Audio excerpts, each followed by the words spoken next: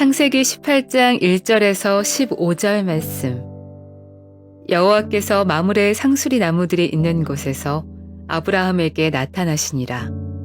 날이 뜨거울 때 그가 장막문에 앉아 있다가 눈을 들어 본즉 사람 셋이 맞은편에 서 있는지라. 그가 그들을 보자 곧 장막문에서 달려나가 영접하며 몸을 땅에 굽혀 이르되 내 주여 내가 주께 은혜를 입었사오면 원하건대 종을 떠나 지나가지 마시옵고 물을 조금 가져오게 하사 당신들의 발을 씻으시고 나무 아래에서 쉬소서. 내가 떡을 조금 가져오리니 당신들의 마음을 상쾌하게 하신 후에 지나가소서. 당신들이 종에게 오셨음이니이다. 그들이 이르되 내 말대로 그리하라. 아브라함이 급히 장막으로 가서 사라에게 이르되 속히 고운 가루 세 스아를 가져다가 반죽하여 떡을 만들라 하고 아브라함이 또 가축대 있는 곳으로 달려가서 기름지고 좋은 송아지를 잡아 하인에게 주니 그가 급히 요리한지라. 아브라함이 엉긴 젖과 우유와 하인이 요리한 송아지를 가져다가 그들 앞에 차려놓고 나무 아래에 모셔 섬에 그들이 먹으니라. 그들이 아브라함에게 이르되 내 아내 사라가 어디 있느냐? 대답하되 장막에 있나이다. 그가 이르시되 내년 이맘때 내가 반드시 내게로 돌아오리니 내 아내 사라에게 아들이 있으리라 하시니 사라가 그 뒤 장막문에서 들었더라. 아브라함과 사라는 나이가 많아 늙었고 사라에게는 여성의 생리가 끊어졌는지라. 사라가 속으로 웃고 이르되 내가 노쇠하였고 내 주인도 늙었으니 내게 무슨 즐거움이 있으리요. 여호와께서 아브라함에게 이르시되 사라가 왜 웃으며 이르기를 내가 늙었거늘 어떻게 아들을 낳으리요 하느냐. 여호와께 능하지 못한 일이 있겠느냐. 기한이 이를 때에 내가 내게로 돌아오리니 사라에게 아들이 있으리라. 사라가 두려워서 부인하여 이르되 내가 웃지 아니하였나이다. 이르시되 아니라 내가 웃었느니라.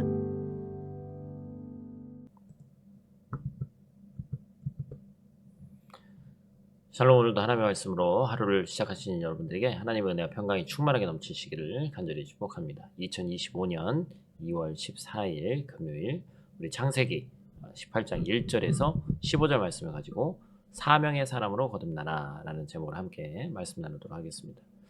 이미 아브라함의 인생은 장밋빛 미래로 가득했습니다. 그는 이미 하나님께서 선택하신 원픽의 사람이었죠. 우리가 잘 아는 대로 창세기 17장에서 하나님은 아브라함에게 아브라함이라는 새로운 이름을 지어주셨습니다. 본래 그의 이름은 아브라함, 존귀한 아버지였는데 이제 아브라함, 무슨 뜻이죠? 열국의 아비, 열국의 아버지가 됐습니다. 여러분, 얼마나 위대한 일이에요. 우리가 어디 가서 무슨 상 하나 받고 수상해도 기쁜 일이고 심지어 나라의 최고 지도자에게 훈장 하나를 받아도 가문의 자랑으로 여기는데 온 천하 만물을 다스리시는 만왕의 왕, 전능하신 아버지 하나님께서 그에게 열국의 아버지라는 훈장을 달아주셨으니까 얼마나 귀한 거예요. 장밋빛 미래가 이제 예견된 것이죠. 본토 친척 아비집을 떠날 때 너무나도 두려웠지만 하나님께 열방을 상속받았으니까 참 감사한 일이다. 떠나길 잘했다. 이런 생각이 들었을 것입니다. 그런데 오늘 본문 말씀에서 다른 분위기가 연출된다는 거예요. 바로 오늘 본문 말씀 1절 말씀 우리 한번 먼저 같이 읽어보도록 하겠습니다. 같이 읽습니다. 여호와께서 마므레의 상수리 나무들이 있는 곳에서 아브라함에게 나타나시니라. 날이 뜨거울 때에 그가 장막문에 앉아 있다가 아멘. 열국의 아비가 된 아브라함이 지금 광활한 대지와 열방 앞에 서 있는 게 아닙니다. 그냥 아모리 사람 마므레 소유의 상수리 나무 숲에 서 있어요. 그리고 더위를 피해서 장막문 앞에 있었다 이렇게 기록합니다. 어찌 보면 하나님의 언약에 어울리는 하나님의 이 타이틀에 어울리는 화려한 그러한 모습이 아니라 그냥 일상의 단면이 담겨 있어요. 그렇다면 그 장막 문 앞에서 아브라함은 무슨 생각을 하고 있었을까요? 그냥 뭐 더웠는지 그늘 아래서 쉬고 있었든지 아무 생각이 없었다는 것이 일반적인 생각일 것 같고, 그리고 우리가 어제 살펴본 대로 조금 더 깊이 보자면 아브라함이 하나님의 믿을 수 없는 자녀 출산의 약속을 믿어서 할례까지 했기 때문에 그 안에 100%의 믿음은 아닐지라도 그것이 신뢰하고 믿은 것이다라고 말씀드렸죠. 그런데 며칠 지나고 나니까 또 어떻게 해요? 우리랑 똑같습니다. 의심의 먹구름이 마음속에 일어나기 시작하는 거예요. 도무지 이해되지 않는 상황 속에서 정신이 혼미했을 것이라는 것이죠. 100세의 노인과 90세의 할머니 사이에서 새 생명이 태어나게 될 것을 그 시대에도 바로 받아들이는 것이 결코 쉽지 않았습니다. 생각이 너무 많게 된 거예요. 우리는 여기서 서로 다른 두 개의 시간을 발견합니다. 첫째, 하나님의 시간이죠. 하나님은 아브라함을 아브라함으로 계명하시면서 미래의 시간을 앞당기셨어요. 하나님의 시간은 거침이 없습니다. 하나님의 시간은 빠릅니다. 하지만 아브라함의 시계는 하나님의 시계와 다릅니다. 아브라함이 아들을 낳을 것이라고 도저히 이해할 수 없는 하나님의 약속 앞에서 아브라함의 시계는 우리의 시계와 마찬가지로 더 느리게만 느껴지는 거예요. 고민합니다. 의심합니다. 절망합니다. 하나님의 시간과 아브라함의 시간은 어긋나기 시작하는 거예요. 근데 중요한 건 뭔지 아세요, 여러분? 하나님의 약속의 시간은 단 한순간도 멈춘 적이 없더라는 것입니다. 우리가 잘 아는 대로 아브라함은 한치의 오차도 없이 100세의 아들을 낳습니다. 아브라함은 하나님과의 시간차를 극복하기 시작하는 거예요. 하나님의 시간과 인간의 시간은 하나님의 약속으로 다시 만납니다. 언약은 하나님의 시간과 인간의 시간이 교차하는 거예요. 하나님과 계속해서 엇박자 나는, 또 시간이 맞지 않는 성도가 있는지 한번 돌아봐야 됩니다. 하나님, 제가 그동안 하나님을 어떻게 섬겼는지 잘 아시잖아요. 그런데 어떻게 저한테 이러 주실 수 있어요? 고난이 올 때 빨리빨리 막아주셔야죠. 이런 생각이 든다는 것이죠. 하나님의 페이스가 아니라 나의 페이스에 하나님을 맞추기를 원하는 자들입니다. 저는 이 시간 우리가 함께 말씀 나누는 저와 여러분이 고난 중에 하나님의 약속을 끝까지 붙들기를 축복합니다. 그럴 때 고난을 향한 불평과 원망은 사라지고 하나님을 향한 눈물의 기도가 될 줄로 믿습니다. 장막 문 앞에서 고민하던 아브라함에게 이제 세 사람이 등장합니다. 2절 말씀 우리 한번 더 같이 읽죠. 눈을 들어본즉 사람 셋이 맞은편에 서 있는지라 그가 그들을 보자 곧 장막문에서 달려나가 영접하며 몸을 땅에 굽혀. 아멘. 아브라함이 고민의 한복판에서 자신의 눈앞에 사람이 나타났어요. 여러분 일반적으로는 어때야 되죠? 귀찮아야 됩니다. 그런데 그들을 선대합니다. 우리는 아브라함의 모습을 통해서 하나님의 백성, 믿음의 조상이 될 수밖에 없는 큰 그릇의 모습 두 가지를 발견하게 되는 것이죠. 오늘 본문 말씀에 우리 크게 두 가지를 한번 보도록 하겠습니다. 첫 번째, 그들을 어떻게 섬겼냐? 아브라함이 마음을 다해서 그 세 사람을 섬겼습니다. 3절 말씀에 보면 그들을 주라고도 표현합니다. 하나님에 대한 통칭뿐만 있는 것이 아니라 당시에는 아내가 남편을 부르거나 종이 주인을 부르는 말로도 사용됐죠.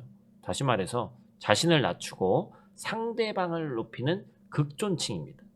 더 나아가서 히브리서에서는 아브라함이 알지 못하는 때에 하나님과 천사를 공경했다 이렇게 얘기합니다. 히브리서 13장 1절 2절 말씀 우리 또 같이 읽겠습니다. 형제 사랑하기를 계속하고 손님 대접하기를 잊지 말라. 이로써 부지 중에 천사들을 대접한 이들이 있었느니라. 아멘. 다시 말해서 아브라함은 하나님임을 알고 천사인지 알고 그들을 극진하게 대접한 것이 아니에요. 일반적인 나그네를 여기고 이와 같은 극진한 초대와 호의를 제공한 것입니다.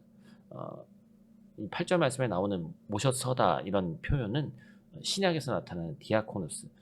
그래서 이 단어는 우리가 잘 아는 집사의 어원이죠. 식탁에서 주인의 식사를 종이 섬기듯이 아브라함이 그들을 섬겼다라는 것입니다. 우리는 이 모습을 통해서 하나님께서 기뻐하시는 섬김, 언약의 백성이 어떻게 섬겨야 하는지를 보여줍니다. 이런 아브라함의 겸손은 오늘날 교회와 성도를 섬기는 집사의 덕목인 줄로 믿습니다.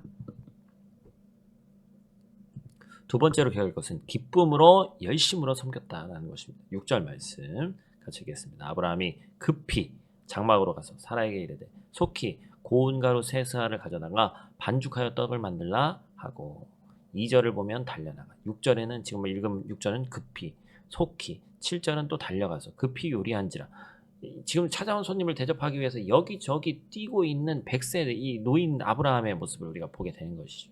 여러분 이것은 억지로 하는 일이 아니라 즐거움과 기쁨 그리고 신이 났다는 표현을 생각하게 됩니다. 대접하기 위해서 흥분한 아브라함 즐겁고 신이 나서 이것저것 가장 좋은 것들을 꺼내서 손님을 대접하고 있는 그의 모습이 상상되어지는 거예요. 하나님 앞에서 언약의 백성들이 사는 삶은 억지로 하는 것이 아니라 자원하는, 기쁨으로 하는 마음입니다. 우리는 하루하루를 어떻게 지내고 있는지 한번 우리의 삶을 돌아봅시다. 교회 안과 밖에서 여러분의 삶은 어떻습니까? 교회 생활과 사회 생활을, 교회 생활과 가정 생활을 또 이렇게 구분 짓지는 않나요?